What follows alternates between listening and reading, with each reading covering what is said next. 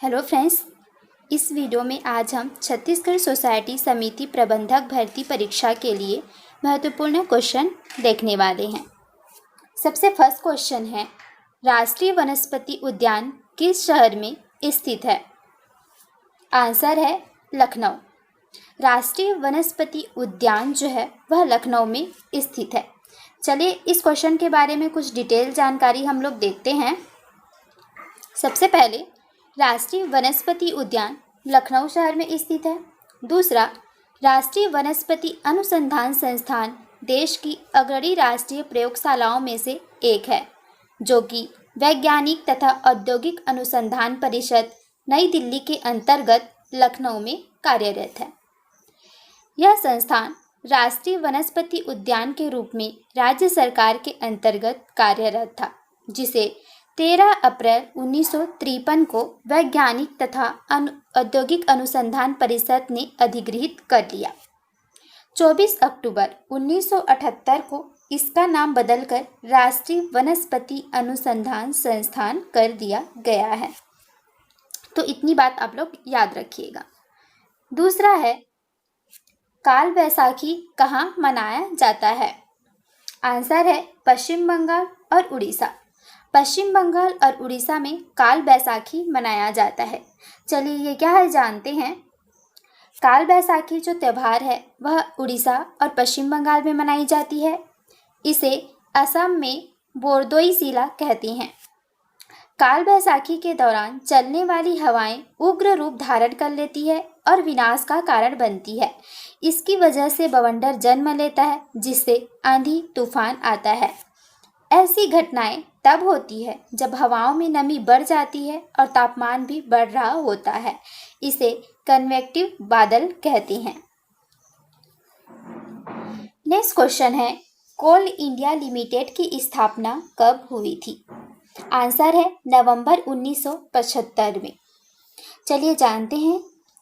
कोल India limited की स्थापना नवंबर 1975 में हुई थी। इस महारत्न कंपनी का जो मुख्यालय है, हेडक्वार्टर है, वह कहाँ है? कोलकाता में है।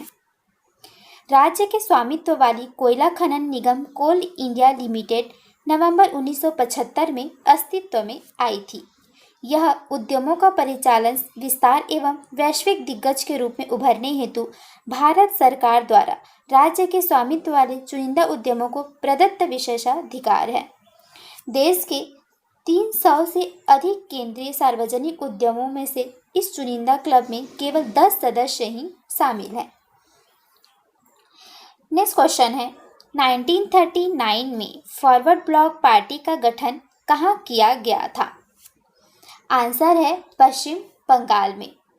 1939 में एक पार्टी की स्थापना हुई थी जिसका नाम है फॉरवर्ड ब्लॉक पार्टी। इसकी स्थापना किस जगह में हुई थी? पश्चिम बंगाल में हुई थी। चलिए जानते हैं आगे इन सब के बारे में। क्या है फॉरवर्ड ब्लॉक पार्टी? 1939 में फॉरवर्ड ब्लॉक पार्टी का गठन पश्चिम बंगाल में किया गया। कांग्रेस के अध्यक्ष पद से इस्तीफा देने के बाद इसकी स्थापना 22 जून 1939 को महान स्वतंत्रता सेनानी सुभाष चंद्र बोस द्वारा की गई थी।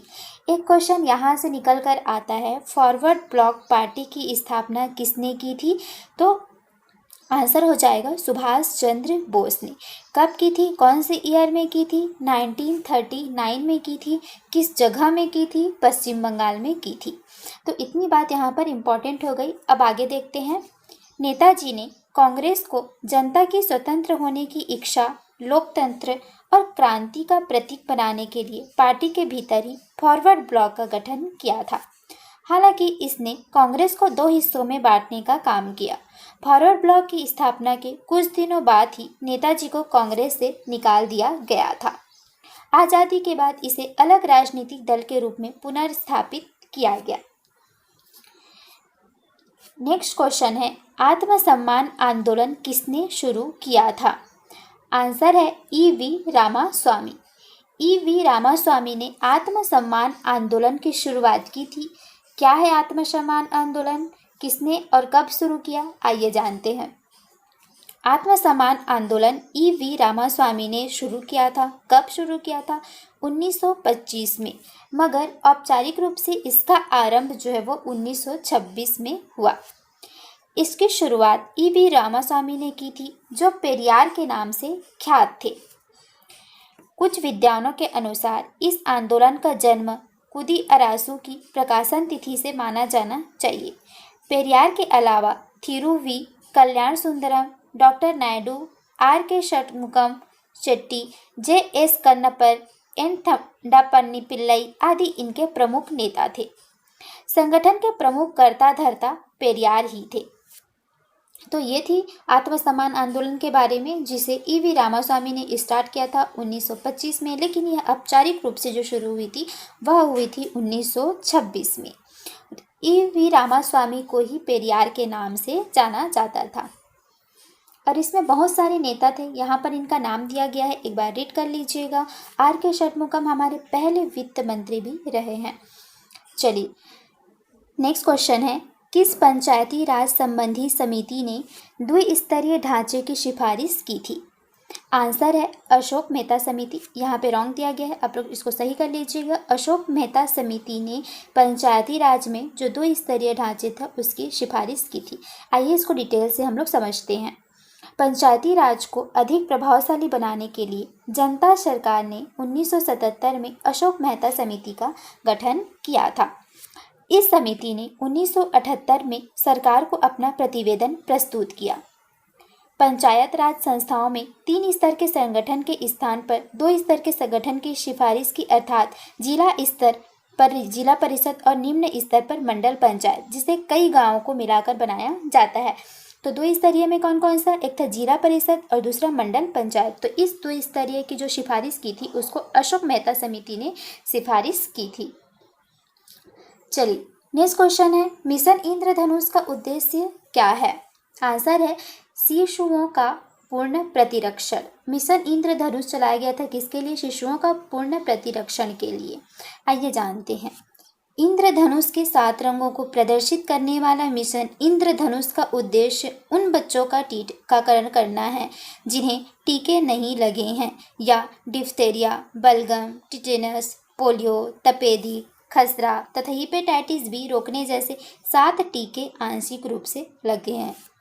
दूसरा, भारत सरकार के केंद्रीय स्वास्थ्य मंत्रालय सभी बच्चों को टीकाकरण के अंतर्गत लाने के लिए मिशन इंद्रधनुष सुशासन दिवस के 25 दिसंबर 2014 अवसर पर प्रारंभ किया था।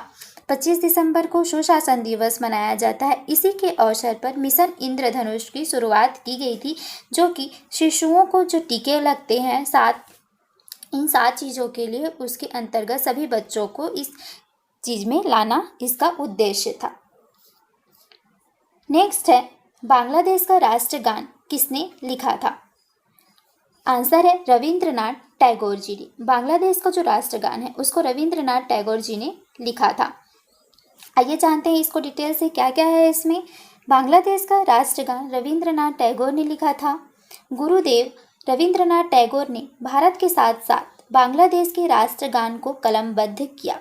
अब देखिए, रविंद्रनाथ टैगोर के आगे यहाँ पर लिखा है गुरुदेव, तो इन्हें गुरुदेव कहकर सबसे पहले किसने पुकारा था? तो महात्मा गांधी जी ने। ये क्वेश्चन भी अक्सर आता रहता है कि रविंद्रनाथ टैगोर को गुरुदेव की उपाधि किसने दी थी? महात्मा गांधी ने दी थी।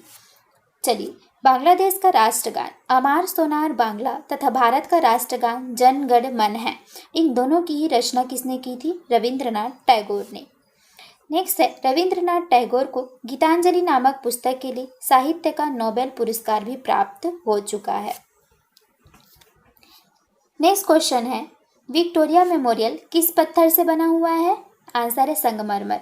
जो विक्टोरिया मेमोरियल बनाया गया है वो संगमरमर से बनाया गया है।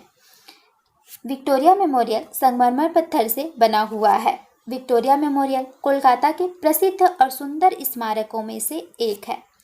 इसका निर्माण वर्ष 1906 और 1921 के बीच भारत की रानी विक्टोरिया के 25 वर्ष के शासनकाल के पूरा होने के अवसर पर बनाया गया था। इसकी ऊंचाई 200 फीट है। टीपू सुल्तान की तलवार इसी मेमोरियल पे रखी गई है। नेक्स्ट क्वेश्चन है, गर्दन तथा सिर को जोड़ने वाली संधि क्या है? आंसर है दुराग्र संधि। गर्दन और सिर को जोड़ने वाली जो संधि है उसको दुराग्र संधि कहा जाता है। इसके द्वारा शरीर को आगे पीछे और दाएं बाएं घुमा सकते हैं। जिस संधि में गति संवेग ना हो तो उसे अचल संधि कहते हैं। कंदुक खल्लिका संधि शरीर को सभी दिशाओं में गति प्रदान करती है। तो ये थे दोस्तों हमारे कुछ क्वेश्चन। आपको अगर वीडियो पसंद आता है तो वीडियो को लाइक कीजिए, अपने दोस्तों के साथ शेयर कीजिए और कमेंट के माध्यम से भी आप हमें बता सकते हैं। और इसी तरीके से सारे वीडियो की नोटिफिकेशन आपको चाहिए तो बेल आइकन को भी प्रेस कर लीजिएगा। अगर चैनल आपको पसंद आ रहा है तो हमारे चैनल को आप लोग सब्सक्राइब भी कर लीजिए। हमारे व्हाट्सएप ग्रुप है, अगर आपको इसमें ऐड होना है, कई सारी नोटिफिकेशन जाननी है तो आप इस नंबर पर हमको मैसेज कर दीजिए, आपको ऐड कर दिया जाएगा। Thank you.